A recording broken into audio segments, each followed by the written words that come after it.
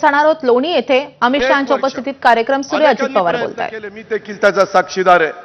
अनेक अर्थमंत्र्यांना आम्ही भेटलो, अनेक मान्यवरांना भेटलो, परंतु तो काही रद्द होत नव्हता. राज्यातल्या साखर उद्योग आणि ऊस उत्पादक शेतकरी आणि त्यांच्यावर अवलंबून असणारा हा समाजातला मोठा वर्ग यामुळे अडचणीत आला होता. मात्र या देशाचे पहिले सहकार मंत्री म्हणून ज्यांची ओळख आहे ते अमितभाई शहांनी या प्रश्नाची गांभीर्याने दखल घेतली आणि तातडीनं साखर कारखान्यांना प्राप्तिकर रद्द करण्याचा ऐतिहासिक निर्णय घेतला. या ऐतिहासिक निर्णयामुळं तुम्हा किती सभासदांना माहिती आहे, शेतकऱ्यांना माहिती आहे, मला माहिती नाही, परंतु 9,500 कोटी रुपयाचा इन्कम टॅक्स आपल्या या साखर कारखानदारीवरचा माफ झाला आणि साखर उद्योगाला एक नवी संजीवनी मिळाली. लाखो ऊस उत्पादक शेतकऱ्यांच्या कष्टकऱ्यांच्याला दिलासा मिळाला. म्हणूनच पद्मश्री विठ्ठलराव विखे पाटील साहेबांच्या पूर्णाकृती पुतळ्याचं अनावरण हे देशाचे पहिले सहकार मंत्री अमितभाईंच्या शुभ हस्ते होत आहे. याला एक आगळं वेगळं महत्त्व आहे, कारण साखर उद्योगाचा पाया रचणाऱ्या सहकार मर्चींच्या पुतळ्याचं अनावरण अडचणीत सापडलेला साखर उद्योग वाचवणाऱ्या आदरणीय अमितभाईंच्या हस्ते होत आहे. सहकाराचा हा एक अद्भुत अशा प्रकारचा योग आहे. त्या हा क्षण म्हणजे सहकारातल्या शतकातलं एक सुवर्ण पान आहे असं म्हटलं तर काही वावगं ठरणार नाही. आपण सगळ्यांनी बघितलं, इथनं सुरुवात झाल्यानंतर चांद्यापासून बांद्यापर्यंत जिथे जिथं ऊस पिकतो तिथं तिथं सहकारी साखर कारखानदारी निघाली.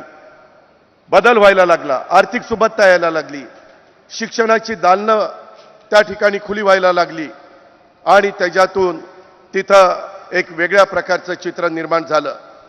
त्या काळात शेतकऱ्यांची स्थिती अत्यंत हलाखीची होती, परंतु त्यांनी त्या काळात ठरवलं की शेतकऱ्याला आपली ताकद ओळखायला लावायची आणि सहकार्याच्या माध्यमातून त्याला सशक्त करायचं. या विचारातूनच ह्या आपल्या आशिया खंडात पहिला सहकारी साखर कारखाना प्रवरानगरला उभा राहिला. हा कारखाना केवळ उद्योग नव्हता, तर तो ग्रामीण भारतातील परिवर्तनाचा एक आरंभबिंदू होता. आणि आज तोच कारखाना विखे पाटील साहेबांच्या मार्गदर्शनाखाली, मग सुजय असेल किंवा बाकीची त्यांची टीम असेल, मी आत्ता बघत होतो की आता तो कारखाना 10,000 टनांनी चालणार आहे. इथून पुढच्या काळामध्ये आपल्याला आहे त्याच्यातनं ऊसाचं उत्पन्न वाढवावं लागणार आहे. कालपासून अमितभाई शहासाहेब इथं आलेले आहेत. आम्हाला एकनाथरावांना, देवेंद्रजींना, सर्वांना सांगतायत की आहे त्या जमिनीवर कमी पाण्यामध्ये, कमी खतामध्ये तुम्ही ऊस जास्त काढायला शिका. एआयचा वापर करा. काय तुम्हाला मदत लागली तर मला सांगा, मी NCDC कडनं किंवा सहकार विभागाकडनं मदत करायला तयार आहे.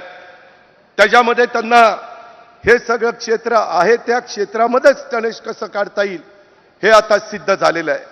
त्याचा वापर आपण केला पाहिजे. महायुतीच्या सरकारने यंदा जवळपास 500 कोटी रुपयाची तरतूद केलेली आहे. केंद्र सरकार देखील आज आपल्या मदतीला पुढे आलेलं आहे आणि अशा वेळेस शेतकऱ्यांनी गाफील राहता कामा नये. आता पूर्वीची आपल्या बापदादाची जशी शेती होती तशी शेती करून चालणार नाही.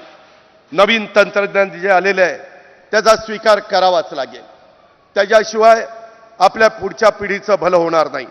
आणि त्याचबरोबर माननीय अमित शहा साहेबांनी हेही सांगितलं की तुम्ही आता जे बाय प्रोडक्ट आहेत ते तयार करण्याच्या करता देखील मी तुम्हाला मदत करतो. काही कारखाने आपण ह्या देशातले निवडू, महाराष्ट्रातले पण काही सहकारी साखर कारखाने निवडू आणि त्याच्यातून काय काय आपण नवीन प्रोडक्ट तयार करून माझ्या शेतकऱ्याला जास्तीत जास्त भाव देता येईल अशा प्रकारचा प्रयत्न पंतप्रधान नरेंद्र मोदी साहेबांच्या मार्गदर्शनाखाली, नेतृत्वाखाली आज केंद्राचा पण चाललेला आहे. राज्य पण त्याच रस्त्याने जाण्याचा प्रयत्न करत आहे. मला आपल्याला सगळ्यांना अतिशय सांगायला आनंद वाटतो. MSP आजपर्यंत एवढे राज्यकर्ते झाले, परंतु कधी कधी आमच्या साखरेचे भाव पार 18, 20, 2100 पर्यंत खाली यायचे. आता किती झालं तरी 3,100च्या आत साखर विकता येत नाही आणि त्याच्यामुळं आज साखरेचे भाव 3800 रुपये, 3900 रुपये मिळायला लागलेले आहेत. त्याच्यात अजून कोजनची भर पडतीये, त्याच्यात अजून इथेनॉलची भर पडतीये. त्याच्यात अजूनही इतर बाय प्रॉडक्टची भर पडतीये. आत्ता आपला कार्यक्रम झाल्यानंतर आम्ही तिकडं संजीवनी सहकारी साखर कारखान्यावर जाणार आहे. तिथं पण अशाच प्रकारचं बाय प्रॉडक्टचं उद्घाटन करणार आहे. माझी आपल्याला सगळ्यांना विनंती आहे, निवडणुका आल्यानंतर काय राजकारण करायचं असेल ते करा, परंतु एकदा निवडणुका संपल्यानंतर कोण खऱ्या अर्थाने शेतकऱ्याला मदत करतंय, आज माझ्या महाराष्ट्रातल्या पूरग्रस्त भागाला मदत करतंय. कालच मुख्यमंत्र्यांच्या बरोबर मी एकनाथराव शिंदे, मकरंद आबा आम्ही सगळे बसलो होतो. लवकरच सगळे पंचनामे आम्ही मागून घेतोय. आपल्या अहिल्यानगरच्या पण काही तालुक्यामध्ये नुकसान झालंय. महाराष्ट्रातल्या मराठवाड्यामध्ये झालंय, उत्तर महाराष्ट्रात झालंय, विदर्भात झालंय, पश्चिम महाराष्ट्रातल्या सोलापूर जिल्ह्यात झालंय. त्या माझ्या शेतकऱ्याला, बळीराजाला पुन्हा ताकदीनं उभं करण्याचं काम हे महायुतीचं सरकार करतंय. कालच रात्री आम्ही अमित शाह साहेबांशी बोललो. ते म्हणाले की मला प्रस्ताव पाठवा, एकदा तुमचे पंचनामे आणि सगळं काय तुमचं नुकसान झालंय ते येऊ द्या. निश्चितपणे राज्य सरकारला केंद्र सरकार देखील मदत करेल. अशा प्रकारचा सकारात्मक दृष्टिकोन हा आज केंद्राने दाखवलेला आहे.